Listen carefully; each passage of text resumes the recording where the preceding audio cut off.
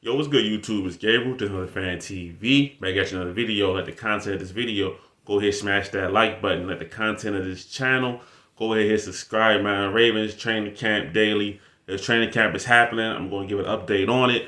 I really didn't even know it was practicing today on a Sunday. I really thought that they were going to be off today. So it's cool to get this update, and let's see what happened today at practice. All right. Now, as far as the normal guys that's injured, those guys are still hurt. We go over them every day. I have a tweet up there in the corner. You can see who was out today of practice of the notable players. Same guys: Wallace, Prochet, Linderbaum, same kind of guys, right? Nick Bull did return, so seems like the Ravens are just resting Nick Bull on and off, giving him veteran days, and he's coming back in little to no time. Obviously, the main guy that I will talk about on the injury report, not injury report, but absent from practice, is J.K. Dobbins. Now, according to Harbaugh, nothing to be worried about. This was the plan for him to miss yesterday's practice Saturday, today's practice Sunday, then come back on Monday. So we'll see if that holds true and J.K. Dobbins is back on the field on Monday. We'll see. All right. Now, today was a padded practice, and usually with padded practices, more physicality, and also the defense plays a little better. But first, we're gonna start with the offense. All right. So the offense apparently had up and down day, and that's starting with Lamar Jackson. He was solid overall. A little shaky, a little bit in 11 on 11. They said he was about 8 for 15, but he could have had a big play. He threw a deep ball to Rashad Bateman. Apparently, Rashad Bateman dropped the pass. Would have been a tough catch, but apparently Bateman got both his hands on the ball. He was completely outstretched, but couldn't come down with it.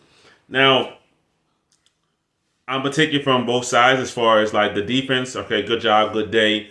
Lamar Jackson, everybody's entitled to having a rougher day. We've seen him be lights out for, I would say, 85-90% of camp. He's been lights out. So, and as far as Bateman goes, if it hits both of your hands, usually the rule is, you catch it as a wide receiver, right? Especially as a wide receiver who's going to be the go-to guy on the team. But sometimes it just don't work out like that. I would have to see the play to really know more, because sometimes that hitting your both hands stuff, it ain't really fair if it's a really, really tough catch, okay? But, so that's what happened, but it's all good. Apparently, Bateman then bounced back and caught a long catch and run kind of touchdown versus a heavy blitz.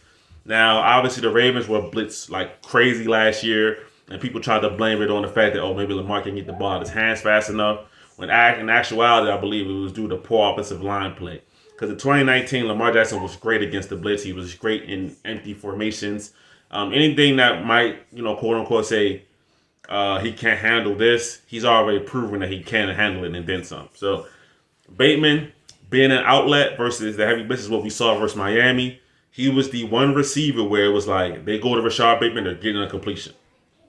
So he showed that again today, long catch and run touchdown after the drop. So he bouncing back, showing that, hey, listen, one drop and they ain't going to define my practice. I'm gonna get it back.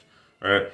But they said Lamar was a little rough in the full all 11 on 11s, but he said in red zone he was sharp, and that's kind of been one of the stories of the camp, that the Ravens offense has been really, really good in the red zone.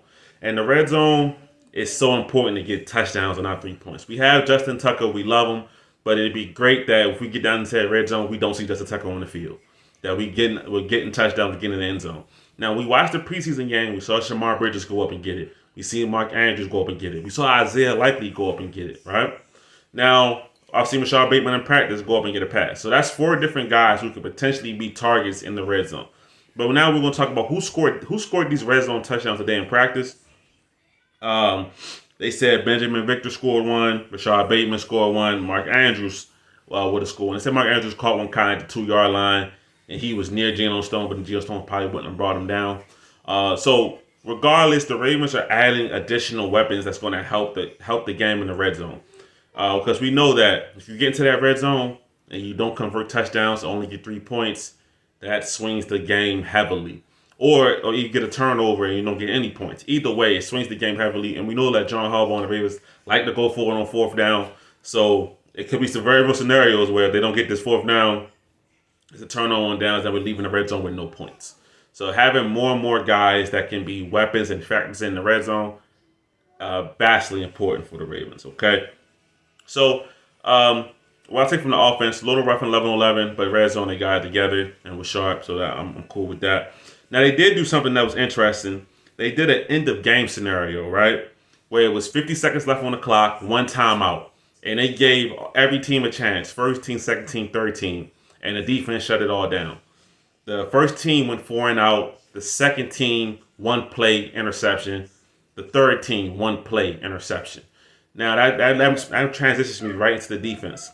The defense, Worley and McClain came down with the interceptions. Now Worley just came on this team. He had interception. He had an interception verse in that preseason game, right? So he's stacking days. Zakoby McClain is an undrafted inside linebacker, and the Ravens need help at inside linebacker. So maybe he's making a way for being on the team. Now, for a guy like Zakoby McClain, obviously special teams is probably going to be important for him. But playing well in these kind of practices, huge, right? So that's kind of the main report today, that the defense had a good day. The offense struggled a little bit, but in the red zone, it really came to life. So another balanced day. Sounded like it was a kind of lighter day on a Sunday kind of practice. And that's kind of the report for today. So we'll see what happens tomorrow. The main thing I'm looking out for tomorrow, Ravens fans, is the fact that J.K. Dobbins should be back on the field. And if he is, then we know that he's going good with his recovery and things like that. So that's the report. It's your boy Gabriel. There's another Fan TV. I'm out.